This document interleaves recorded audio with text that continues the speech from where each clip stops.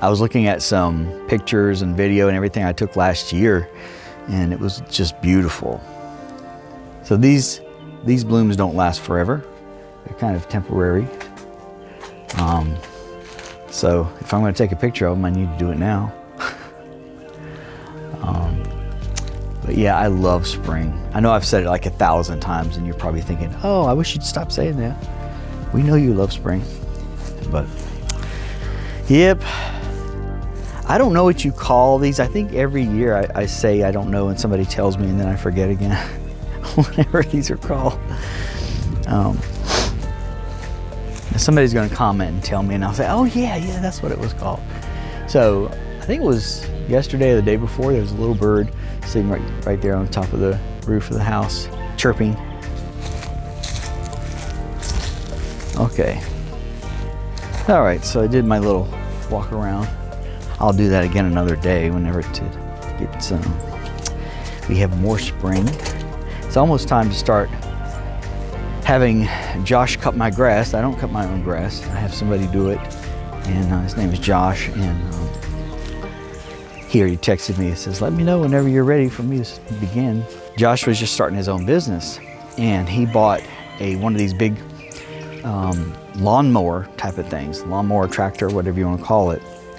And I asked him what his wife thought about that. And he was like, well, she was fine with it as long as I had enough monthly income to make the payment.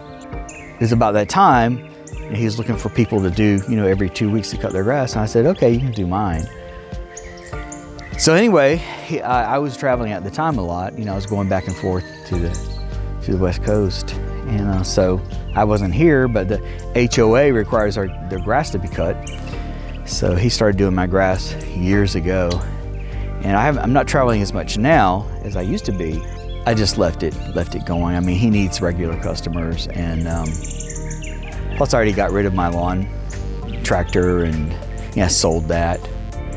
I think the money from selling that, I think I lasted like maybe a year of paying him, So that's that. But anyway, he's since divorced from his wife, so it doesn't matter. But I assume he's made his money back by now. Assume he's made enough money to pay for the lawn tractor, I guess. It's funny because, whenever I get ready to do something, let's say I get ready to mount the table, and let's say I get this piece of wood right here. You see this wood's not white? So then I have to paint this wood before I mount it on the wall, and then I have to wait for the paint to dry. So is it like everything just slows everything down? Like one step, and then you gotta wait, and because if you put it on the wall and then you paint it, it doesn't look anywhere near as good. So what I'm trying to do, you see how this piece of wood is like this? I'm trying to make it where it folds down. Like this is a desk that would fold up, and I could sit here at the desk. And then when I was done, I could fold the 2 feet would fold inward, you see, like that. And that's how I'd have my table. The whole thing is I need some kind of a desk or something to work on when I'm in the camper, like to put my laptop on and stuff. But I don't want it to be in the way all the time. So I wanted to have something that was gonna be good for, that would fold up. So what I did is I bought these hinges. By the way, these 2 hinges were 25 bucks, by the way, for both of them, which is outrageous. It's stainless steel. This piece of wood right here is a door. So I put a desk in my spare bedroom, and I wanted the desk to be all but so long. So this is the other piece of it. We cut it in half, me and Mike. We cut it in half and made a desk in the back bedroom. So this was what was left over. So I was like, okay, I don't want to have to go buy anything new, and this is big enough for me, right? So I went and got these hinges, put them up here, and I know I gotta oil it. And then I put these in here. I bolted these in here. There's only like one little stud in this whole thing, so this is where the studs are, so it's not gonna fall. I mean, this is very, very sturdy. Don't want to bore you to tears, but just wanted you to see what I was up to. Okay. Ow! The thing came through on my finger. It's all right. It's not bleeding, so. But that's the way it works.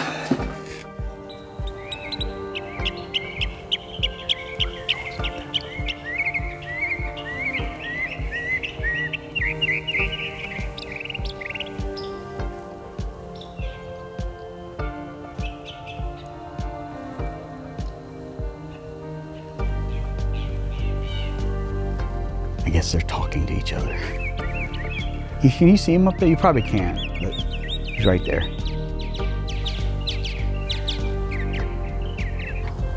I dragged out all this wood and I got to put it all back. And this is the other piece. This is the other piece of wood I bought. So my shop is really full. I need somebody to come and help me clean it out.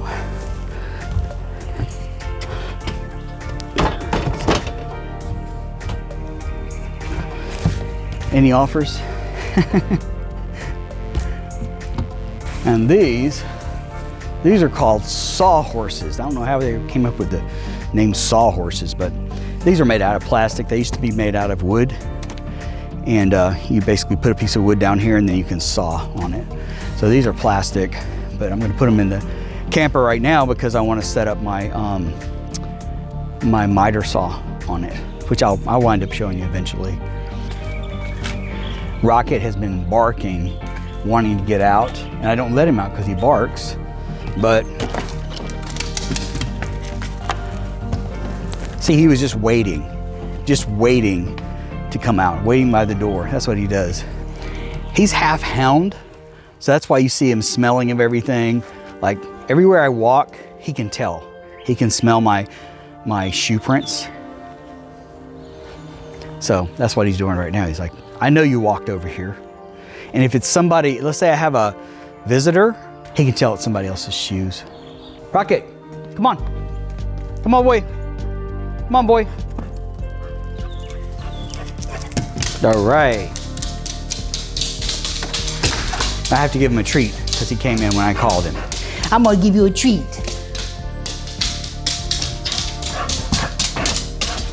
His favorite treat in the entire world is this thing called Nubs. Wait. It's called Nubs. I know I don't have a lot of light in here, but it's called Nubs. He thinks this is a game. So I give him a half because treats are basically junk food for dogs. So he only gets a half at a time, but he's had like 3 halves now. Let me show you what I got today. Come on. Beard oil from a brand called Men Rock. And my beard is very dry, and so I have to have some kind of oil for it, so I figured I would try this one. That's what it looks like.